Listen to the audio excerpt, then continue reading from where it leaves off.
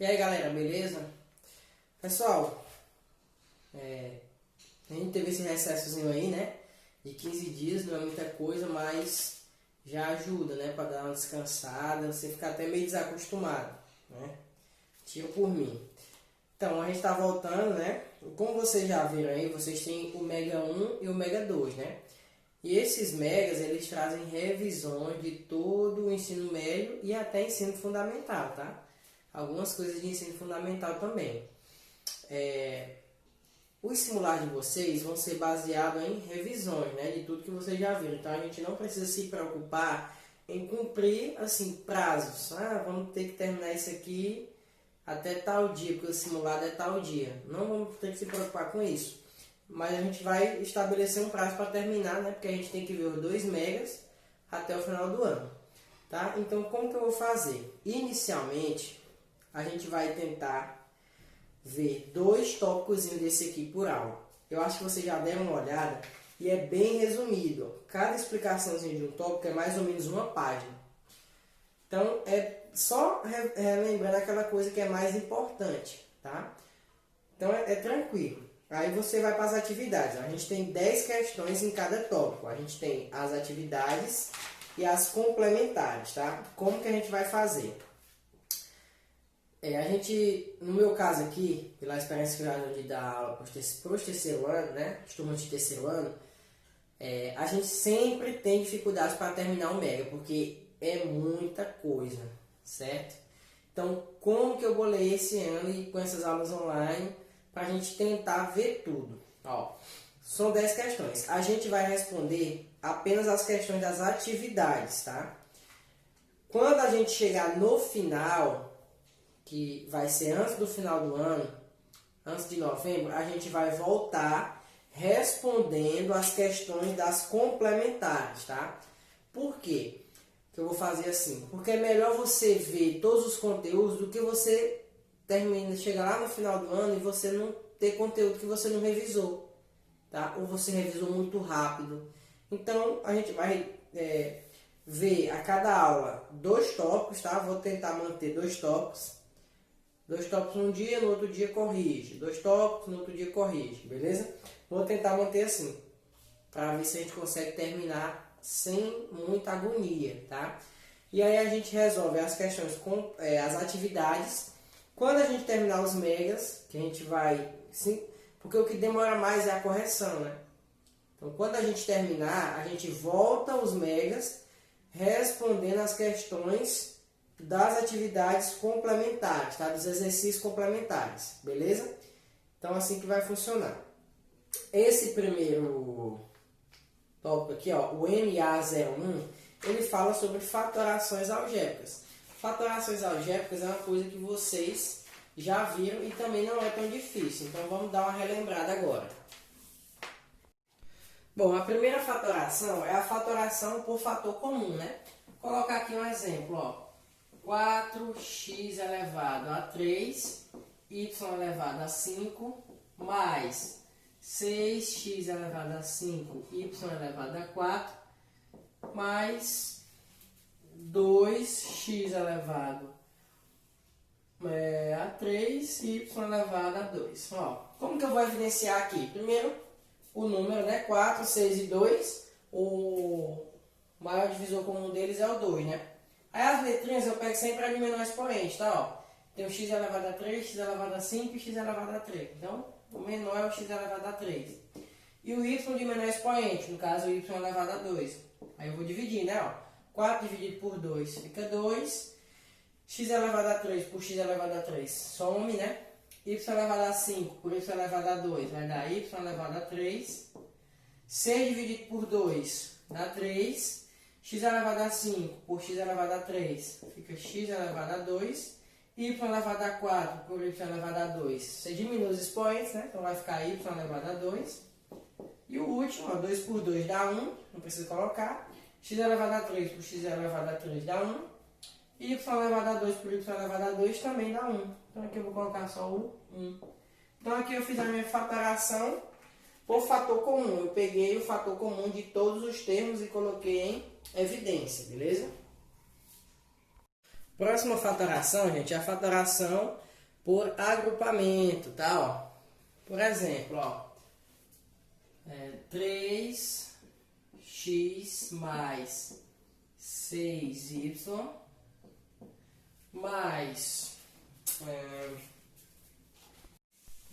2ax mais 4ay. Ó, a fatoração por agrupamento é quando você não consegue fazer a fatoração de todos com o mesmo fator, né? Então a gente vai fazer de 2 em 2. Geralmente são 4 ou 6 termos, tá? Mas a maioria das vezes aparece com 4 termos. Então aqui, ó, o fator comum é o 3, né? Aí vai ficar x mais 2y. E aqui o fator comum é o 2, né? E o a. Então vou colocar aqui 2a. Aí 2ax dividido por 2a fica x. E 4ay dividido por 2a fica 2y. Né? Lembrando que para você conseguir fazer essa fatoração, os parênteses, ó, tem que ficar iguais. Se não ficarem iguais, é porque não é possível fazer a fatoração por agrupamento. Ou às vezes você precisa trocar um termo com o outro aqui de cima. Ajeitar para poder conseguir fazer a fatoração, tá? Então, já que está igual, você junta, né? Ó, vai ficar 3 mais 2a, ou 2a mais 3, tanto faz. Vou colocar 2a mais 3, né? Vezes quem? Parênteses, né? Que é x mais 2y. Beleza? Então, aí a gente fez a nossa fatoração por agrupamento. Terceiro caso, gente. A gente tem a diferença de dois quadrados, né? Por exemplo, 4x ao quadrado menos 9y elevado a 4. Ó. São dois números que têm raiz quadrada exata. Então, você tira a raiz quadrada dele, né? E coloca em um parênteses a soma vezes a diferença, né? Ó. Por exemplo, a raiz de 4 é 2 e a raiz de x ao quadrado é x. Então, vai ficar 2x. E a raiz de 9 é 3 e de y elevado a 4 é y elevado a 2. Então, você coloca 2x mais, né? Aqui fica 3y elevado a 2 vezes 2x menos 3y elevado a 2, né? Ó.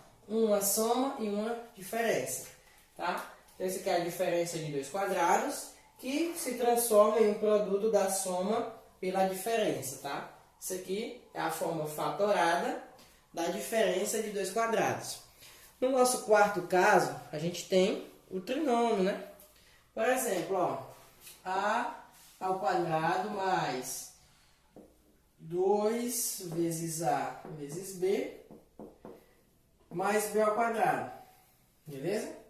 Então, esse aqui é o trinômio quadrado perfeito, né? Ó, a raiz do primeiro, a raiz de a ao quadrado é a, o sinalzinho de mais aqui, e a raiz do último, né? Que é b, ó. Isso aqui é elevado a 2. Então, quando você resolve isso aqui, elevado a 2. Quando você resolve, né? O quadrado do primeiro, mais 2 vezes o primeiro pelo segundo, mais o quadrado do segundo, você chega nisso, tá? E a mesma coisa se for um menos aqui, tá? Ó, você vai olhar sempre por sinal do segundo termo, né? Caso aqui, se aqui for menos, aqui dentro também fica menos. Isso aqui vocês já estão cansados de saber, né? Isso é muito fácil para vocês. O quinto caso é o cubo da soma, né? O cubo da soma, vocês também já viram, mas pouca gente deve lembrar, né? O cubo da soma e o cubo da diferença. A ao cubo mais b ao cubo. Como que fica isso? Bom, o primeiro parêntese é o produto, né? De acordo com o sinal da raiz cúbica do primeiro e do segundo. Se aqui é mais, então o primeiro parêntese é mais. Ó. Raiz cúbica de a ao cubo é a, e a raiz cúbica de b ao cubo é b. Então o primeiro parêntese fica assim, ó. E o segundo parêntese é o a ao quadrado, tá? O primeiro, a raiz do primeiro ao quadrado, no caso, a raiz de a ao cubo é a, então aqui fica a ao quadrado. Aí, ó, menos fica diferente desse sinal. Isso aqui é mais, o segundo parênteses é menos. Aí, o primeiro vezes o segundo. Não é duas vezes o primeiro vezes o segundo. Duas vezes o primeiro pelo segundo é só nessa aqui de cima, tá? Ó, quando for um quadrado da diferença ou da soma. Aqui é só assim, ó. A vezes B. Aí, mais o quadrado do segundo. Então, B ao quadrado. Beleza? Só isso, tá, gente? Então, quando for uma diferença, só vai mudar o sinal, ó. Por exemplo, a ao cubo menos b ao cubo. Vai ficar a menos b vezes A ao quadrado mais AB, né? A vezes B, mais B ao quadrado. Beleza? Um exemplo sem ser com A e com B. Ó, tem que ser número que tenha raiz cúbica, tá? Ó, por exemplo, 9x elevado a 3. Vou botar com menos, tá? Ó, menos 20. 9 não tem raiz cúbica, né? Tem que ser 8. E aqui 27. Ó, como que ficaria isso aqui, ó? Qual a raiz cúbica de 8x ao cubo? É 2x, né? Então aqui fica, ó, 2x. Aí, ó, menos, qual a raiz cúbica de 27? É 3. Aí aqui vai ficar esse ao quadrado, né? 2x elevado a 2 vai ficar 4x ao quadrado. Mais, aí, o primeiro vezes o segundo, ó, 3 vezes 2x, 6x. Mais o quadrado do último, que é o 3, né? O 3 ao quadrado, 9, beleza? Então, essa aqui é a fatoração da soma ou da diferença de dois cubos. Temos também, pessoal, a fatoração da equação do segundo grau, né? Que é o trinômio quando não é quadrado perfeito. Por exemplo, ó, x ao quadrado menos 5x mais 6. Ó. Como fatorar isso aqui? Temos que tirar delta e básica para saber quem é x1 e x2, tá? Adiantando para vocês, o x1 é 2 e o x2 é 3, tá? Então, qual é a fórmula? Ó, é o A, que multiplica x menos x1, vezes x menos x2, tá? Ó. Então, o termo A é 1. Então, não vou precisar colocá-lo, né? O 1 não vai alterar em nada, ele é neutro. E o x1 e o x2 é 2 e 3. Então, vai ficar, ó, x menos 2 vezes x menos 3, tá? Então, isso aqui, ó, é a forma fatorada dessa equação do segundo grau. Então, você pode colocar qualquer equação do segundo grau, qualquer não, toda equação que tiver o delta maior ou igual que zero. Se o delta for negativo, você não tem como fazer essa fatoração, porque ela não tem raízes e vai cair em um número complexo. Lembra que a gente já estudou isso, né? Então, você pode fatorar qualquer equação do segundo grau, cujo delta seja maior ou igual do que zero. Beleza? Utilizando essa fórmulazinha aí. Lá no nosso sétimo caso, no oitavo, a gente tem o cubo da soma e o cubo da diferença, tá? E é aquela velha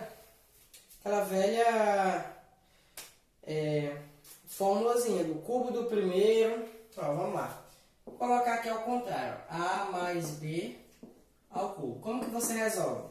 É o cubo do primeiro mais 3 vezes o quadrado do primeiro vezes o segundo, mais 3 vezes o primeiro, que é o A, vezes o quadrado do segundo, que é o B, então fica B elevado a 2, mais o cubo do segundo, que no caso é o B, então vai ficar B ao cubo.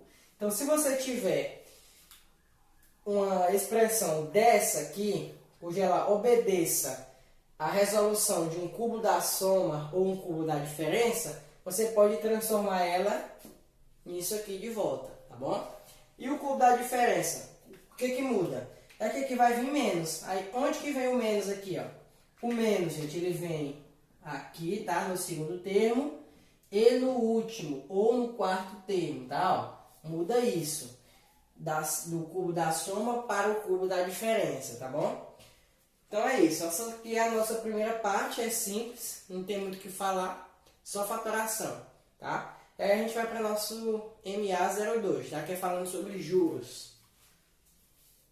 Galera, falando agora sobre porcentagem, né? A porcentagem, vocês também já lembram de muita coisa. Por que porcentagem, né? Significa por 100. É quando você divide por 100, né? Ó, por exemplo, 70% é a mesma coisa de 70 dividido por 100, que é a mesma coisa de 0,7. Né? E assim sucessivamente para qualquer valor de porcentagem. É só você dividir por 100.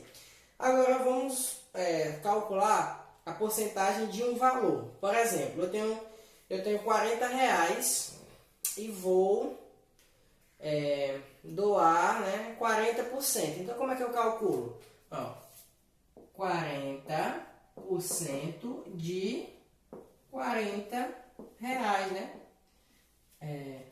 No caso, esse dia ele vira vezes, né? Ó, 40% é 40 dividido por 100. O dia vai virar um vezes, tá? E o 40 eu vou colocar aqui, ó.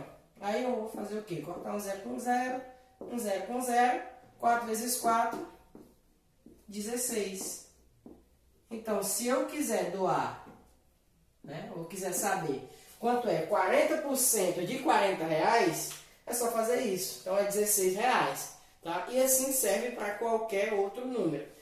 70% de R$150, mesma coisa. Você vai pegar o 70, dividir por 100 e multiplicar por 150. Então, isso aqui serve para qualquer porcentagem que você queira encontrar, tá bom? A gente vai falar agora sobre os aumentos e descontos percentuais, tá? Vamos lá, ó. Fórmula do aumento e do desconto só muda pelo sinal. Aumento, ó.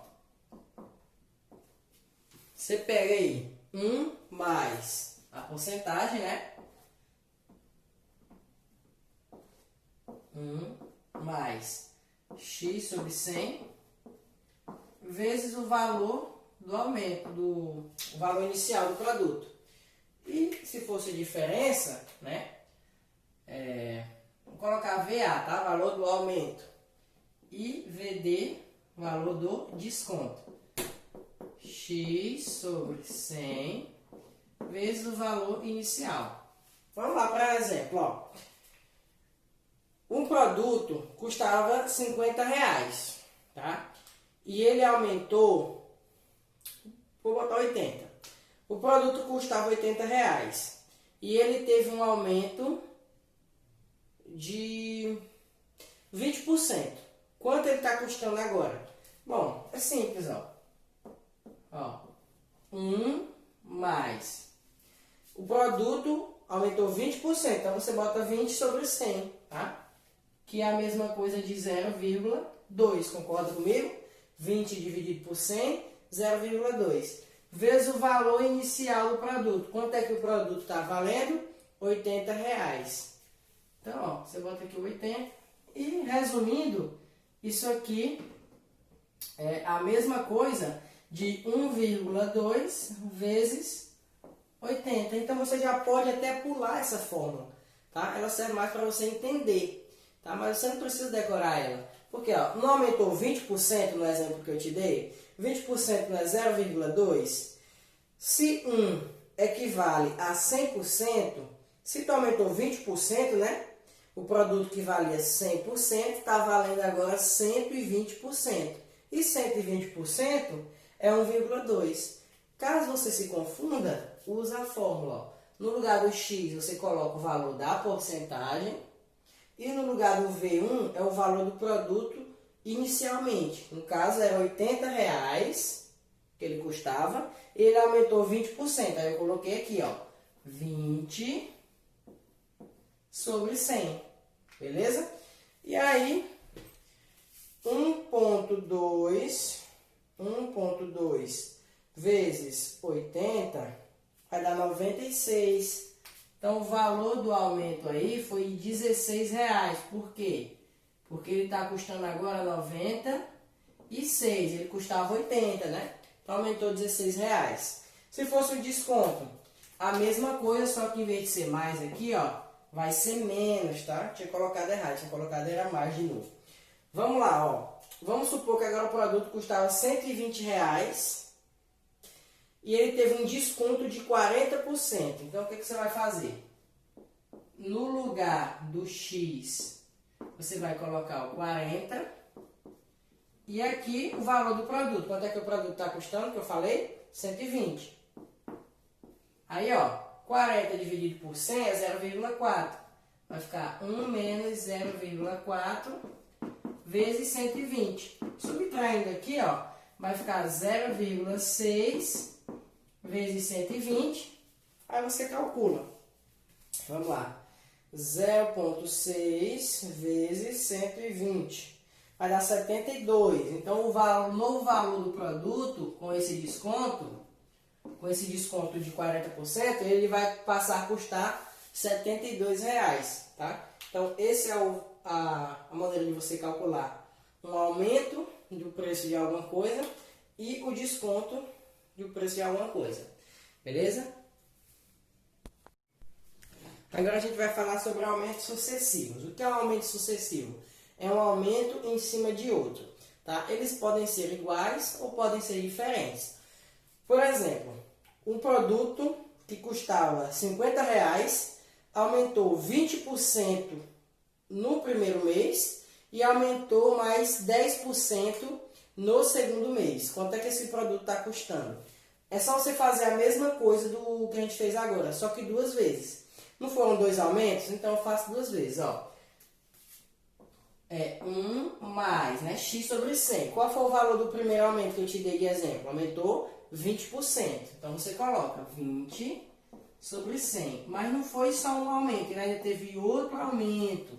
Qual foi o valor do outro aumento? 10%. Então você coloca 1 mais 10 sobre 100. Vezes o valor do produto que eu te dei de exemplo, que é R$ 50. Então você bota aqui, ó. Aí aqui, gente, vai ficar 0,2 mais 1, né? Que vai dar 1,2. Aqui vai ficar 0,1, você soma com 1, vai ficar 1,1 vezes os 50. Então você vai fazer esse produto aqui, ó. Vamos lá. 1,2 vezes 1,1 vezes 50, vai dar 66. Então, o valor do produto, depois desses 2 aumentos sucessivos, é de R$ 66. Aumentou 20%, depois aumentou 10%. Se fosse desconto, você ia colocar menos. Tá? Se fosse um aumento e um desconto, você ia colocar um mais e o outro menos. Tá? E assim é só usar a lógica. Tá bom, gente? Então, vamos passar aí para o próximo tópico. Vamos falar sobre os juros simples, tá, gente? Ó, vamos ler aí, ó, né, no tópicozinho de juros simples. Nesse regime de capitalização, a taxa é aplicada sobre o capital inicial e o rendimento ou juro é sempre o mesmo a cada período, tá? O que acontece? Deixa eu colocar logo a fórmula aqui, ó. J é igual a CIT, né? C vezes I vezes T. Onde o C é o capital. Por exemplo, se você pegar 5.000 emprestado no banco, é o capital que você pegou emprestado, 5.000. O I é a taxa, por exemplo, a 20% vai ser o juro. Então, o I vai ser 20%. E o T é o tempo. Tá? Lembrando que o tempo e a taxa tem que estar na mesma unidade.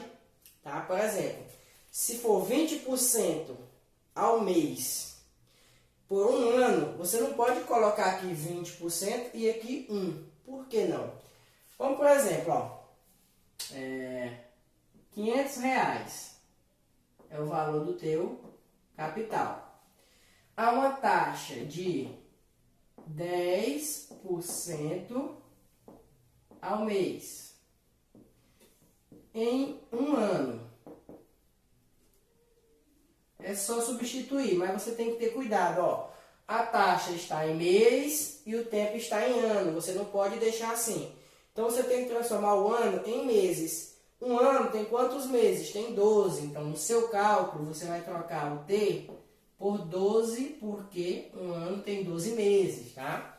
Para você não errar. Então, ó, o juro é 500 vezes... Quanto é 10%, gente? É 0,1? Então, 0,1 vezes o tempo, que é 12. Só fazer a multiplicação, tá? 500 vezes 0,1 vai ficar 50 vezes 12 vai dar 600. Então você vai pagar de juros aí absurdamente R$ 600. Não, o valor não importa, assim, a gente só está fazendo o cálculo. As questões de juros, elas podem ser fáceis e podem ser difíceis, tá? Vai depender da questão. O que acontece? Aqui a gente calculou os juros, né? Ele pode te dar os juros para você calcular o capital, ele pode te dar os juros para você calcular a taxa, ele pode te dar os juros para você calcular o tempo. Então, as incógnitas aqui são várias, né? Você não necessariamente vai calcular só o J. Você pode ter informações na questão e ele te peça para calcular qualquer uma dessas outras incógnitas, tá bom? E esse aí é o juro simples. Ele rende sempre o mesmo valor. Por exemplo, R$ 500, né? A 10% é R$ 50 por mês. Então, todo mês a pessoa vai pagar R$ 50 de juros. Tá? Já o juro composto, ele é o juro sobre o juro. Tá? Por exemplo, se fosse composto, eu ia pagar R$ 50 no primeiro mês, né? No segundo mês, eu já ia pagar 10% de 550, né? Por quê? Porque era 500 mais os 50 do primeiro mês. Aí já o próximo mês eu já ia pagar 55. E assim vai indo, tá entendendo? O juro composto, ele é os juros aplicado nos juros do mês anterior. E o juro simples, não, ele é um juro fixo. Ele é aplicado lá no primeiro mês. Então você paga sempre uma taxa contínua. Já no juro composto, não. Ele vai sempre aumentando o valor da taxa. Então vamos lá para a fórmula aí do juro composto. Ó, o juro composto, ele é o montante, é igual a C, que é o capital, mais 1, mais o tempo, elevado a I. Beleza? Perdão, gente, contrário. 1 mais I elevado a T, tá? Onde o I é a taxa, o T é o tempo, o C é o capital e o M não é os juros, tá? É o montante. O que é o montante? Ele é os juros mais o capital, tá? Então, na fórmula do juro composto, a gente encontra o montante.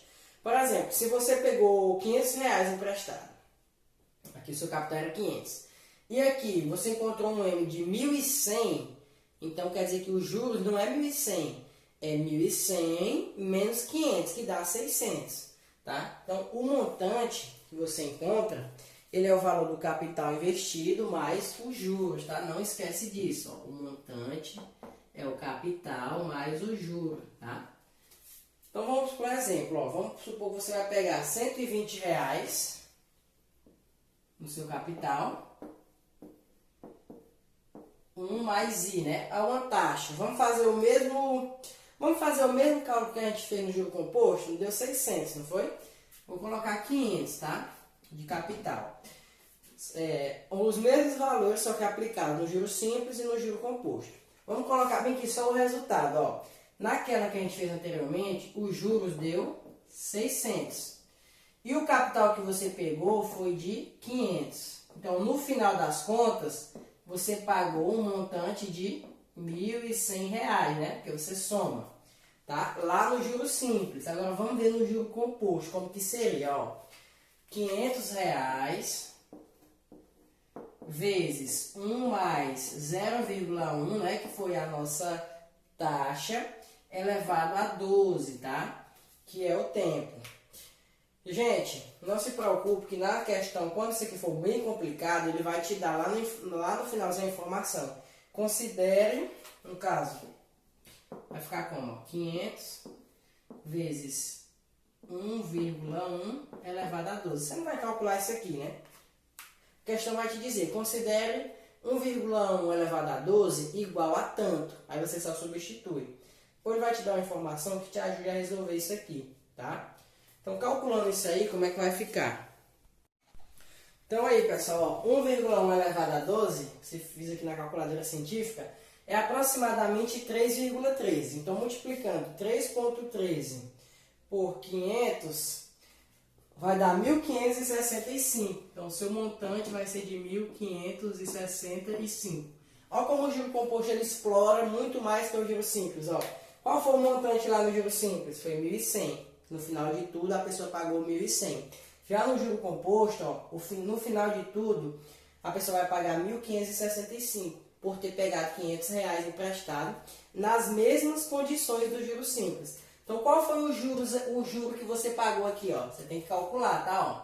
Você tem que diminuir 1.565 do montante, do capital, perdão. Então, o capital foi R$ 500 que eu peguei, não foi? Então, vai ficar 1.065, ó. Então, nos juros compostos, o que você pagou de juro foi R$ 1.065. Já no juro simples, ó, o que você pagou de juros foi R$ 600. Então, para você ver aí a diferença do juro simples para o juro composto. Como eu falei, o juro simples ele é aplicado a mesma taxa todo mês e o juro composto ele é aplicado a uma taxa relativa ao mês anterior, né, que é chamado juros sobre juros. Então ele explora muito mais, ele é muito maior do que o juro simples. Beleza? Então basicamente é isso, tá, gente? É que a gente tem para ver. E a atividade aí que fica para vocês é a página 2, né? Só as atividades, tá? Página 2 e 3 e a página 5, tá? Então, página 2 e 3, 2, 3 e 5. Só a atividade, tá, gente? As 5 primeiras questões de cada capítulo, tá? De cada tópicozinho aí, no caso, tá? Então, qualquer dúvida pode entrar em contato comigo, professor, como é que faz isso daqui, não estou entendendo. Ou até se você tiver alguma questão que você não conseguiu, é normal, na correção eu tiro essa dúvida sua. Mas é importante que você tente fazer a maioria, né? Tá bom? Então é isso, gente. Valeu. Tamo aí, até a próxima aula. Ah, uma coisa, antes disso. A gente tem uma aulazinha na quarta, né? Então, na aulazinha da quarta, eu vou tentar explicar pelo menos mais um tópico, tá? Ou 2, não sei. Então, eu quero que vocês me entreguem essa atividade aqui até hoje, né? No caso, hoje é terça, né? Às 18 horas. Porque na quarta-feira eu já quero tentar corrigir, que é até melhor. Para quinta-feira ficar livre para explicar, tá bom? Então vocês façam essas 10 questõezinhas e me mandem até hoje às 6, tá? Porque na quarta, no caso amanhã, eu já vou corrigir ela, tá bom? Então é isso, valeu aí, pessoal. Até a próxima aula.